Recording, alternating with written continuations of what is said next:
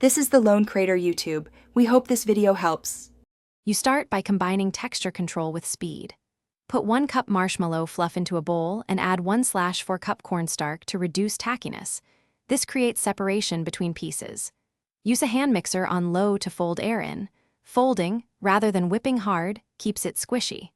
Once mixed, lightly oil your hands in silicone mat to prevent sticking, and press down to remove large air pockets. Make sure to stop while it's still warm and pliable. This is the window for shaping. Now you modify elastic properties so it feels like squishy paper.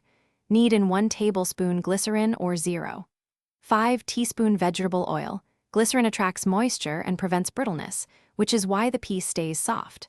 Stretch gently, fold back, and press repeatedly. This aligns bubbles into a fine, uniform structure that mimics paper flexibility. Once the texture is consistent, flatten to desired thinness and trim edges. Make sure each piece stays at least 1/2 inch thick. Finish by letting the pieces rest for 10 to 20 minutes at room temperature so the surface skins slightly. This preserves interior squish while reducing tack. Lightly dust with cornstarch or powdered sugar to allow handling and to mimic a paper finish. Shake off excess. Once done, test a corner. If sections feel stiff or crumbly, rehydrate by kneading in 1 to 2 drops of glycerin and pressing to redistribute moisture.